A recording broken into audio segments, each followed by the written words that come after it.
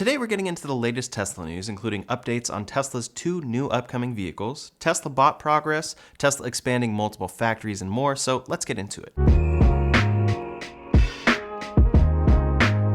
First up today, Tesla has reportedly applied for an expansion to Gigafactory Shanghai. That factory went from groundbreaking to vehicle production in just 1 year, and then within 2 years of that, it became Tesla's most productive factory. Their annual production rate currently is over 1 million units per year. Now, following a huge surge of orders after Tesla's recent price cuts, they seem to be planning to expand that factory. According to a Reuters report, quote, an undated public notice said the potential expansion would give the Shanghai Gigafactory the capacity to produce 1.75 million powertrain units annually, up from 1.25 million currently. Reuters reports this information comes from a notice that is part of a standard procedure for environmental clearance in China. The main purpose of the notice seems to be to announce new facilities for recycling chemicals for wastewater treatment in the factory. There isn't much more information about the expansion, so we don't have a timeline yet for when this might actually happen. What's more interesting, though, is that in addition to this expansion, they're reportedly going to start producing pouch-type battery cells. Pouch cells are typically used in consumer electronics, although GM does use them in their EVs. But the clearance Tesla is seeking for their own pouch cells is equivalent to one single Model Y produced annually. That makes it seem like they might be experimenting with producing batteries for something other than their EVs. If this is a trial for an EV battery pack, I don't think it would make sense that they would start with just one. Giga Shanghai isn't the only place Tesla is looking to expand, though. Elon met with the president of France recently, and it looks like Tesla might be interested in breaking ground on a new factory there. This meeting was reportedly just to see if it would be possible, but Elon told reporters afterwards that he is confident that in the future, Tesla will be making significant investments in France. As a whole, Tesla's goal is to ramp their production from their current rate of around 2 million units annually up to 20 million units annually by 2030. While ramping their existing factories is important, they'll need to build several more factories to get there, so even though Tesla is able to expand Giga Berlin, it makes sense for them to build another factory in Europe too. There have been rumors that Poland was being considered as well, but we haven't heard anything about that for a long time. If Tesla were to build a factory that close to Europe's largest EV battery supplier, then we could expect a new battery partnership there, but that's entirely speculation. Wherever Tesla's next factories end up being, if they're able to ramp up as quickly as Giga Shanghai did, Tesla should be on track to hit their end-of-decade production goals if they announce 2 new factories by the end of the year. Next up today, Tesla held their 2023 annual shareholder meeting this week and had quite a lot to talk about. They had their latest Cybertruck prototype on display at the event, which is likely the exact same one that they've had on display at the last couple events in Texas. One big part of the event at the beginning is that Tesla investors officially voted to make JB Straubel a board member. He was a co-founder at Tesla and is largely responsible for where they are today.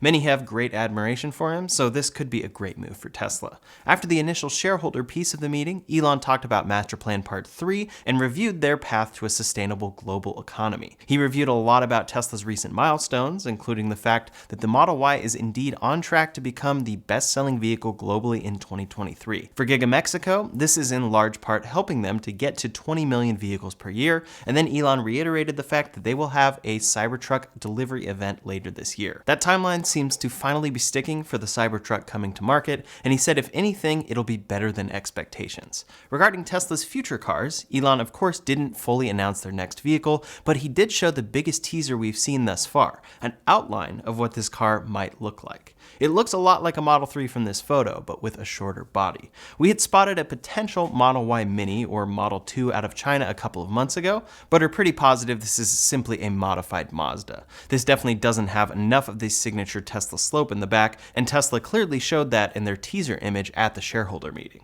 I think it's even safe enough to call this new Tesla something like a Model Y Mini, likely a small, very functional electric hatchback with around a 53 kilowatt-hour battery pack, as Tesla detailed in Master Plan Part 3 for their compact vehicle. They also detailed it being LFP as part of this presentation. Many expect it to bring around 250 miles of range and come in at or around Tesla's $25,000 price target. It will be built on an entirely new platform as detailed at that event.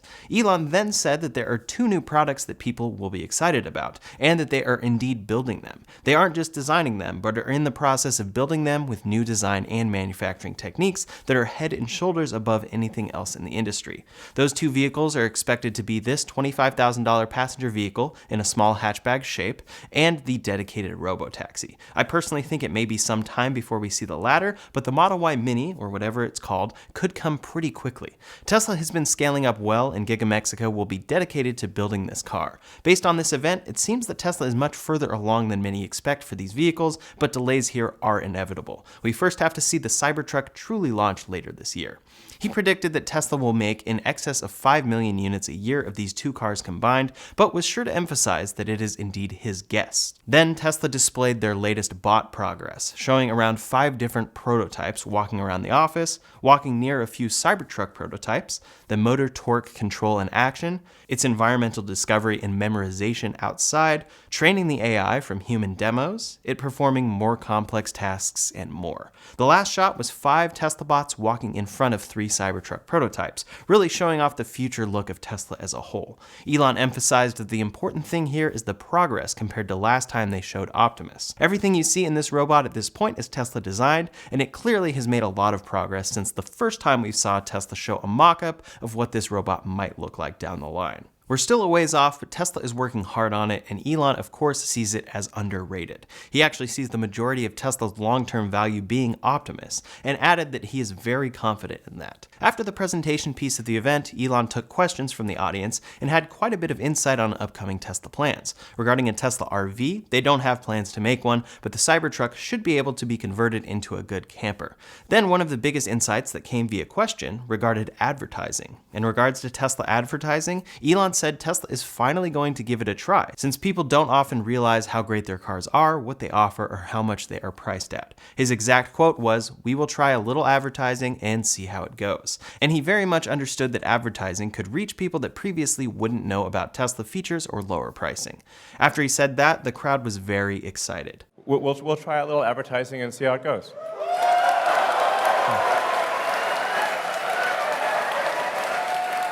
Okay. All right, I wasn't expecting that level of enthusiasm. Elon seemed surprised by the enthusiasm, but it makes sense considering how many Teslas are available today. Regarding the Roadster, Tesla appears to still plan to make that car, even though there have been signs that they may just plan to cancel it long term. Elon said they expect to complete the engineering and design of the Roadster this year, and hopefully will be able to start production next year. Overall, it won't contribute much to Tesla's growth or profitability, but it will be, quote, sick. Overall, this Cyber Roundup was pretty good all things considered. We didn't get the reveal of the $25,000 car, which makes sense, but Tesla had only positive things to say about the future. They gave us a new teaser about that $25,000 car, reaffirmed a Cybertruck delivery event later this year, showed Optimus progress, told us they're going to start advertising, and more. In my mind, the real milestone going forward is the Cybertruck actually being delivered to many customers. Once Tesla does that, there will be a big sigh of relief for future product announcements, and knowing that they'll actually happen regardless of delays. Speaking of the Cybertruck, we have a quick update on production there. Clearly, we're seeing multiple Cybertruck prototypes at Tesla events, in factory footage along with the Tesla bot, and out on the road, but production is what matters most. This will be taking place at Giga Texas, and new front Cybertruck castings have been spotted at Giga Texas.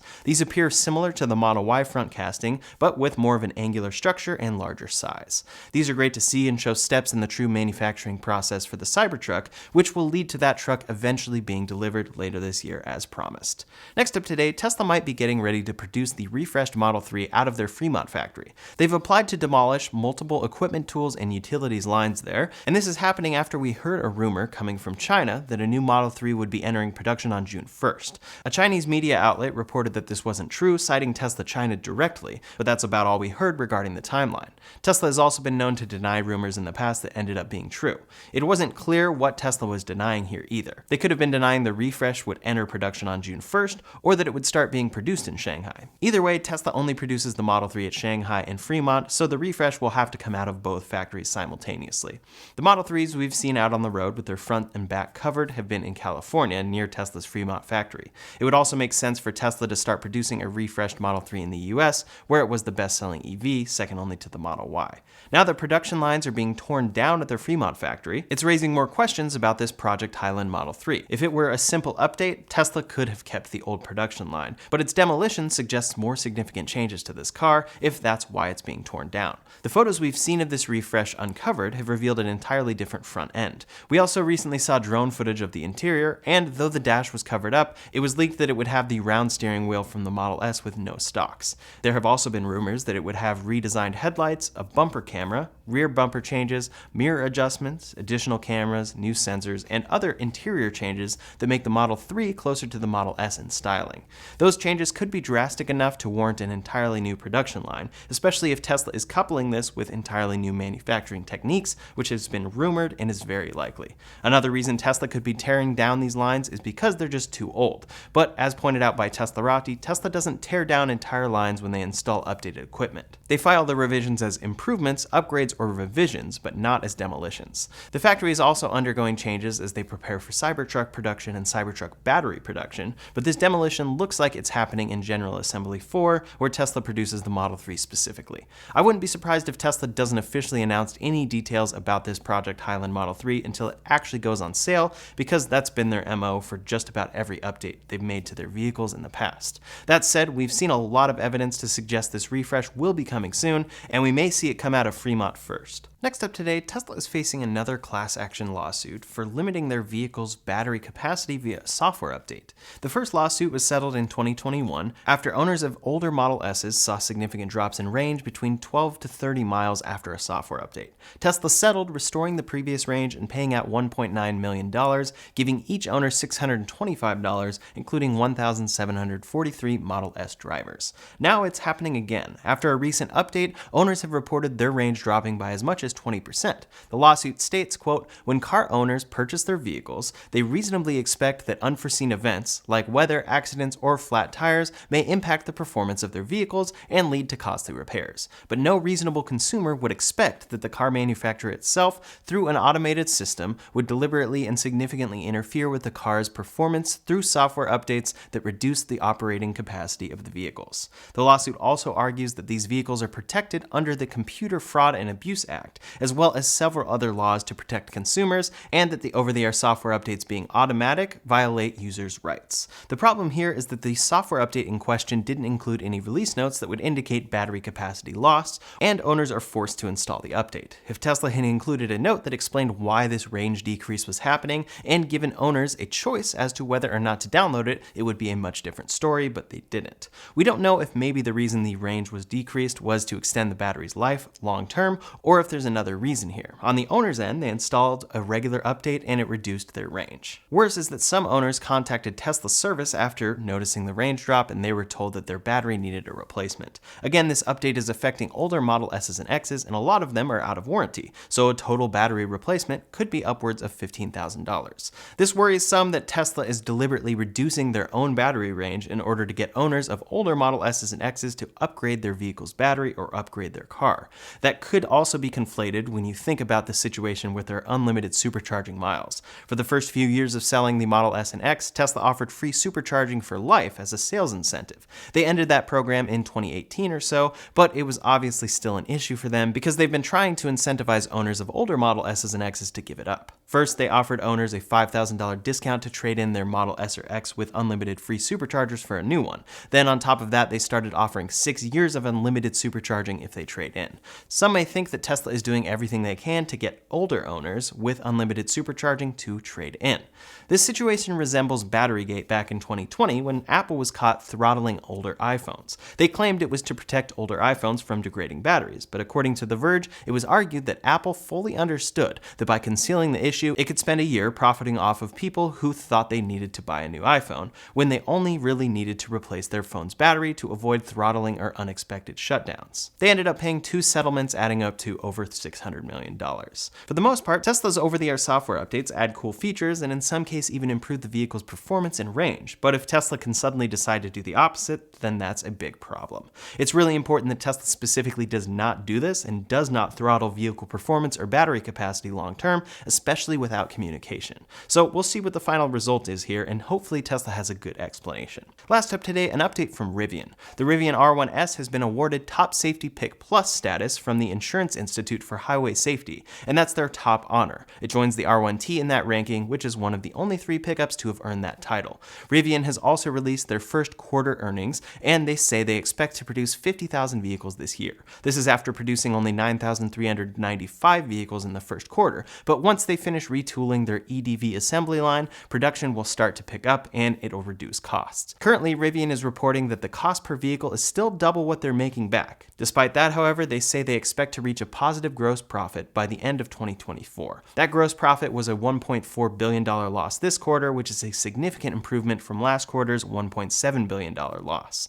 Their cash equivalents, and restricted cash is also about $1.5 billion less than it was last quarter though, so it looks like they're still hemorrhaging money. It is important to remember that Rivian is still a young company, and it took Tesla a long time to become profitable, so Rivian has a few years left to go before they're going to catch up. That's all the latest Tesla news for today, so in the meantime, if you want to see my full review of the 2023 Ford Mustang Mach-E, you can check out that video linked up here or in the description below. Thanks so much for watching, and I'll see you on the next one.